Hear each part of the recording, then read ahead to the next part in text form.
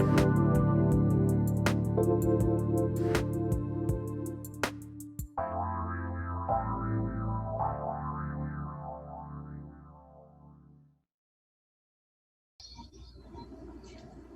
everyone. Thank you for joining me for this new episode of Absolute Alignment. We are here every first and third Friday of the month, 1:30 p.m. Pacific time and 3:30 p.m.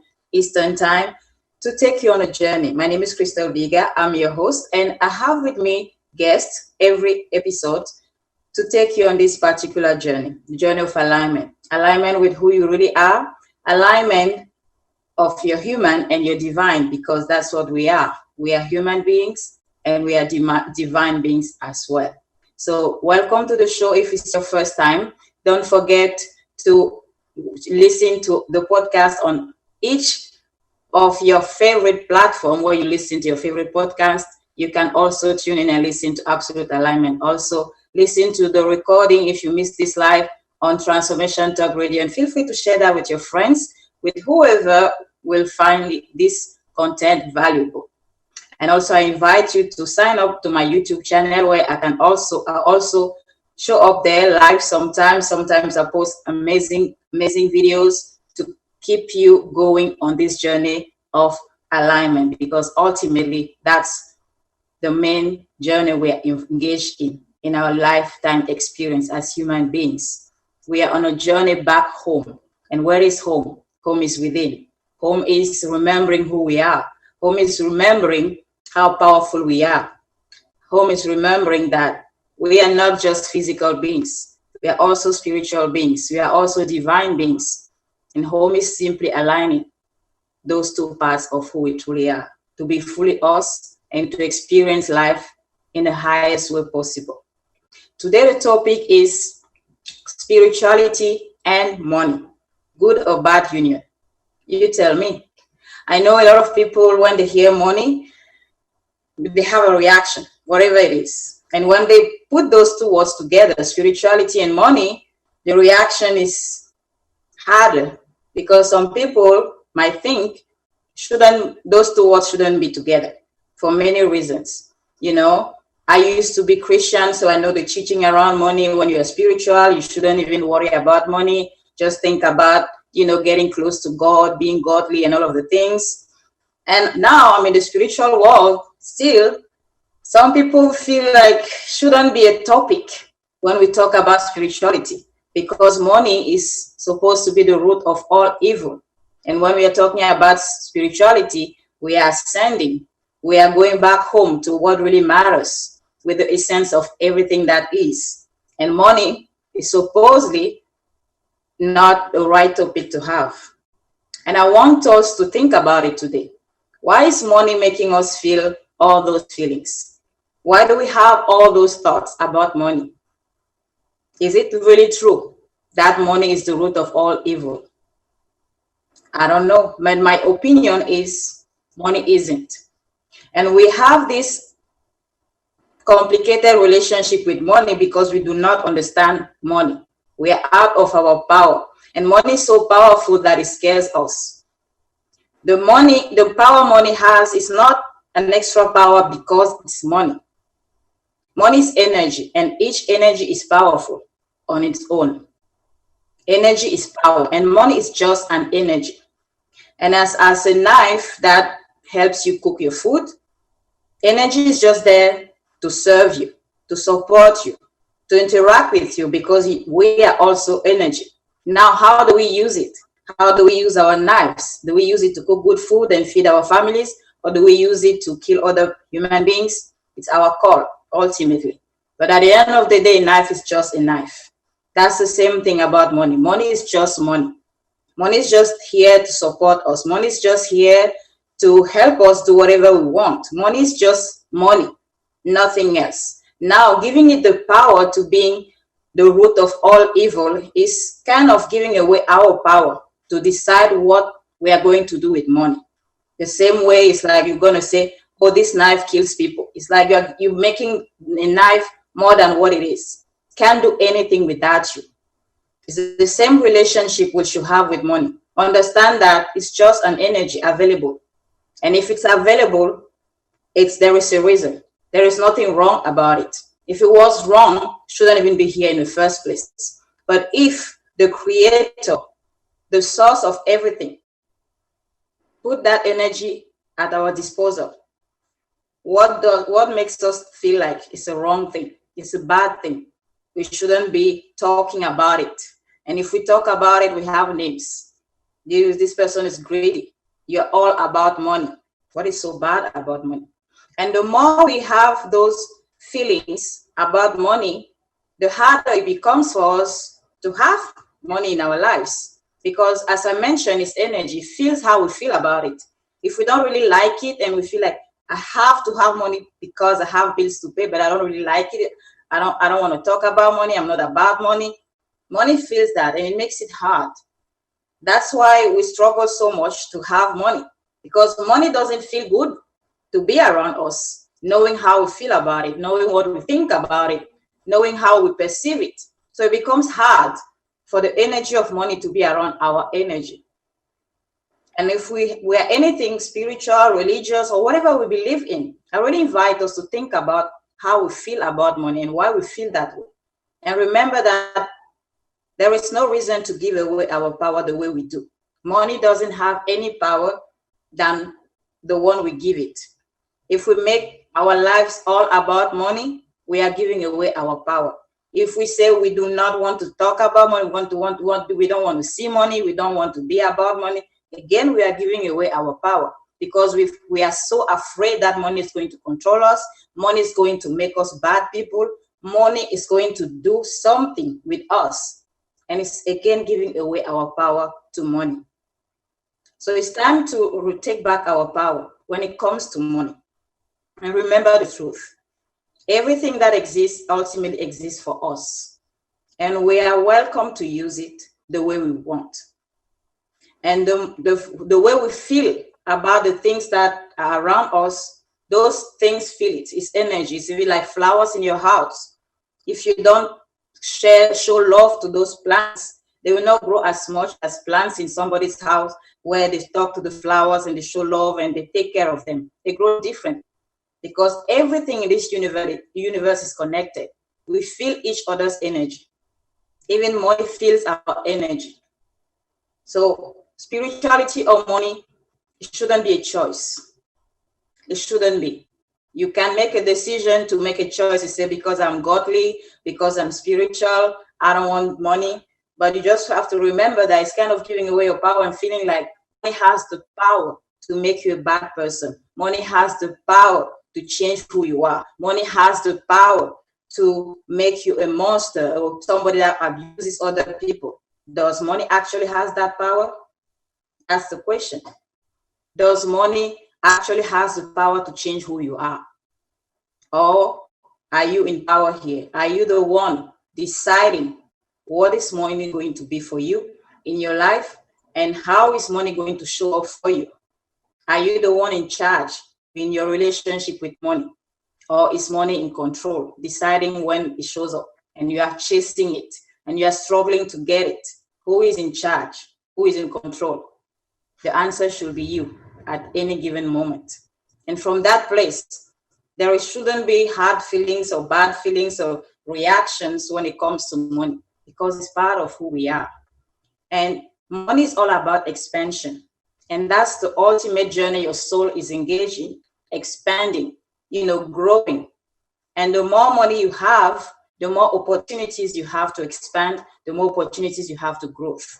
You don't need anything to achieve that growth, but you have all those tools available. And one of them is money to help you in that journey of growing, of ascending, of expanding, because we as humans are always, always longing for more in life. And the more money we have, the more opportunities we have to experience that.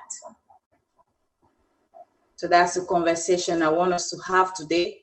And I have with me an amazing guest that will come also. She's a spiritual, guide, teacher, whatever you want to call it. She'll come with us after this short break, and we'll also continue the conversation about spirituality and money. See you soon.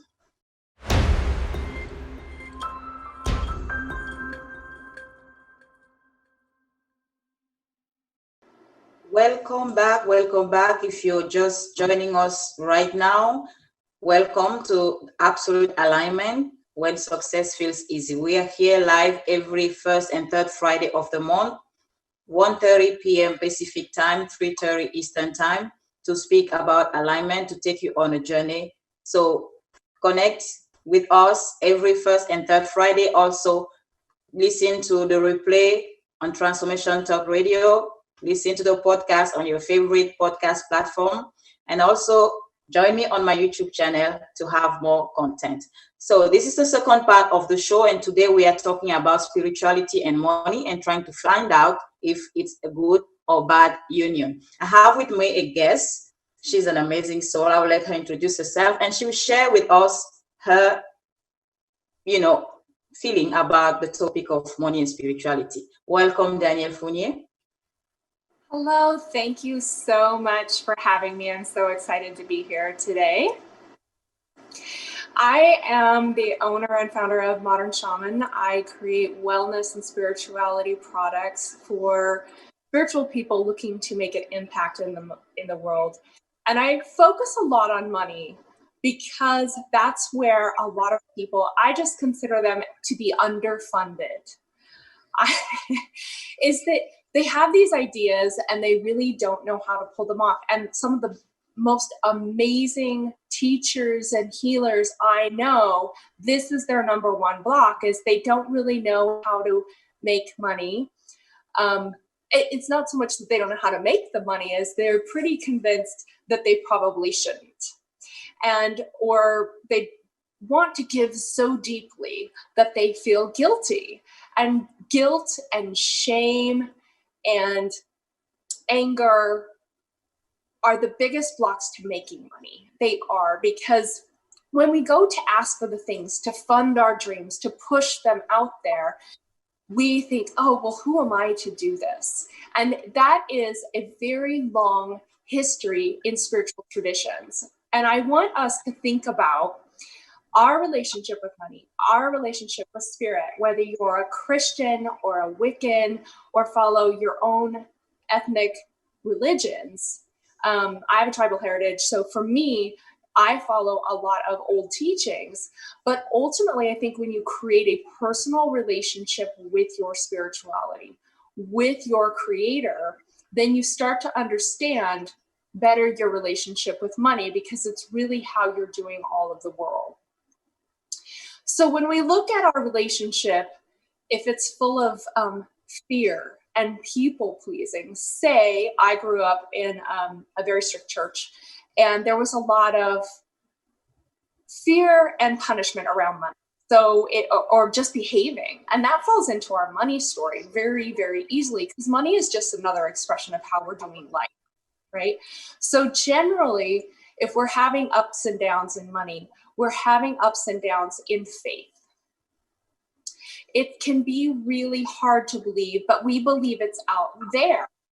And so when you start to develop a very personal relationship with your spirituality, knowing that you're creating your world with the creator, with the universe, with the divine, you're co-creating, you take some power back. You take it back from this punishment of, how would that change your life if you really believe the universe was here to help you, here to do your bidding, and wants you to win, not to punish you, not to make you good or holy, because you already are. How does this change how you would look at it? Right? We get out of this punishment cycle. Like, that's why I see a lot of my clients will bring in a whole bunch of money and then they'll give it away. They'll have to justify it with an expense or a medical bill or something, and getting out of the cycle of just sitting on it and having it there and having a little freak out moment about, what is this? I mean, if you won the lottery, most people I know, especially spiritual people, are like, I'm starting a school. I'm starting this. It's not, and I might buy a little house in the corner of town. Okay. But if we're really supported by money, because we're supported by our faith, we're supported by our spirituality, and supported by our universe, we're deeply supported by money? And what would that start to look like?